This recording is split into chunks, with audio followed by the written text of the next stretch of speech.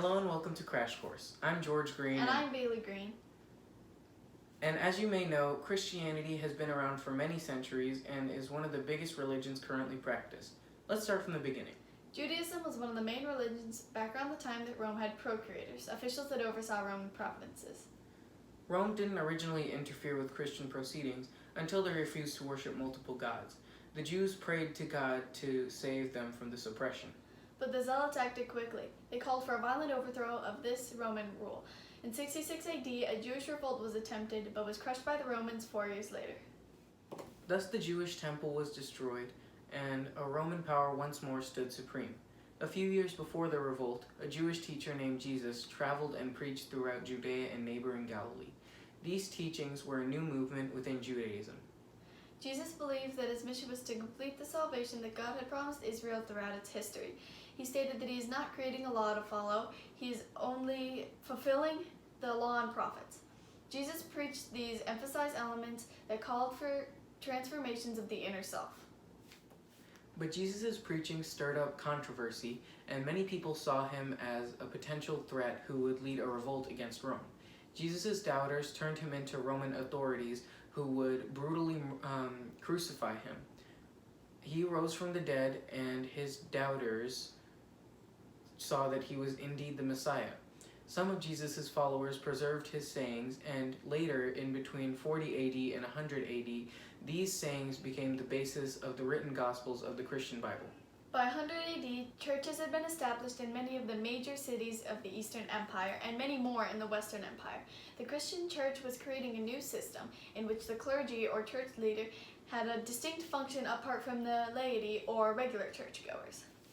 Although he was not baptized until the end of his life, in 313 AD, Constantine, the first Christian emperor, proclaimed tolerance of Christianity, and in 378 AD to 395 AD, Rome had proclaimed Christianity as its official religion. Moving on, during the 3rd century, Rome had many civil wars and had ultimately collapsed. A new system was placed to restore order. This system was called military government, which enriched the soldiers and ignored everybody else. Miss Green, wouldn't that have been unfair to the other people in the Roman Empire?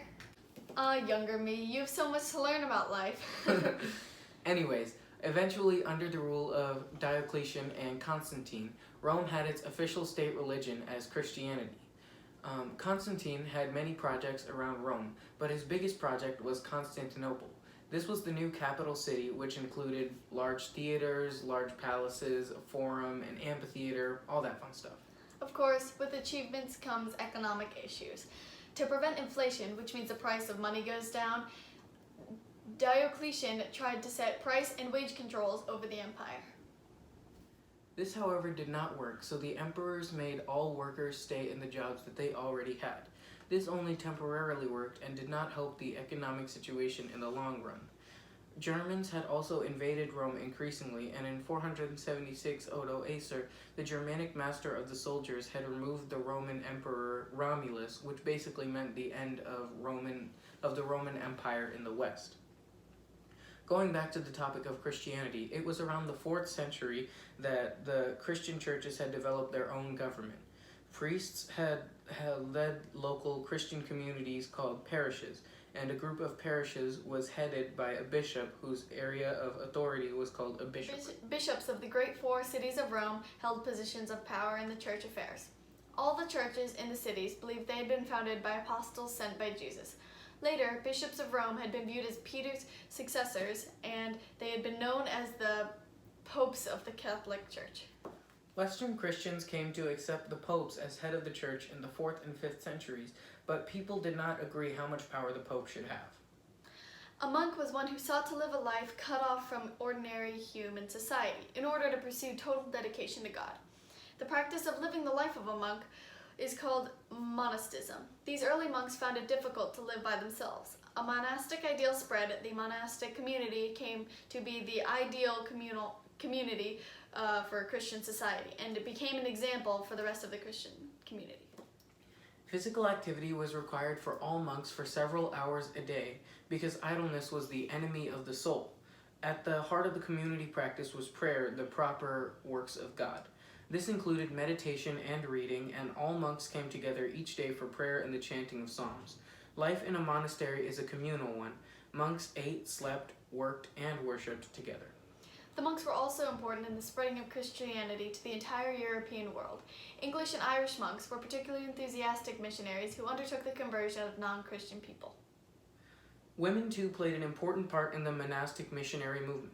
Like monks, women named nuns also began to withdraw themselves from the world to dedicate themselves to God.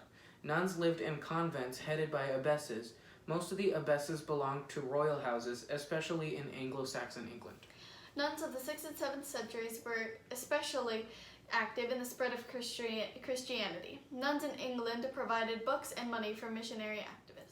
The Germanic people began to move into the lands of the Roman Empire in the 3rd century. Both the Visigoths and the Ostrogoths, two of the Germanic tribes in the Kingdom of Italy and Spain, retained to the Roman structure of government. However, a group of Germanic warriors came to dominate the larger native populations and eventually excluded the Romans from holding power. The Roman army abandoned Britain. This is because the Roman influences were so weak that they were unable to keep power. The only proved long-lasting German state was the Kingdom of the Franks. The Frankish kingdom was ruled by Clovis, a strong military leader who was the first Germanic ruler to convert to Catholic Christianity. During a battle with another Germanic tribe, Clovis pleaded with the heavens, telling Jesus that if he guided him with this victory, Clovis would be baptized in Jesus' name. And right after he yelled this out, his enemies fled and Clovis became a Christian. Clovis found out that his conversion to Christianity won him the support of the Roman Catholic Church. Over time, Germans and Romans intermarried and began to create a new society. As they did, many of the social customs of the Germanic people came into play. A crucial social bond of Germanic people was their family. The German concept of family affected the way Germanic law treated the problem of crime and punishment. To avoid bloodshed, a new system was created based on a fine called Wehrgeld. Wehrgeld was the amount paid by the wrongdoer to the family he or she injured. The value varied according to the social status. For example, an offense against a member of the nobility cost considerably more than an ordinary person or slave. From 768 AD to 814 AD, a new Frankish king ruled. His name was Charlemagne, otherwise known as Charles the Great. He expanded the Frankish kingdom and created what came to be known as the Carolingian Empire. The administration of the Carolingian Empire depended on both Charles the Great and the counts, German nobles who acted as the king's chief local representatives. In order to limit the powers of the counts, Charles the Great set up missi dominici, two men sent out to the local districts to ensure that the counts carried out the king's... The monasteries in the Carolingian Empire played a central role in this cultural renewal. Monks in the writing rooms copied the Bible and classical works of Latin authors. Their work was a crucial factor in the preservation of the ancient legacy. Justinian, an emperor of the Eastern Roman Empire from 527 AD to 565 AD, contributed his codification of Roman law to the Roman Empire. The Eastern Empire had inherited a vast quantity of legal materials, which was Justinian's goal to simplify. The result was the body of the Civil War. The codification of the Roman law became the basis of imperial law in the Eastern Roman Empire until its end in 1453.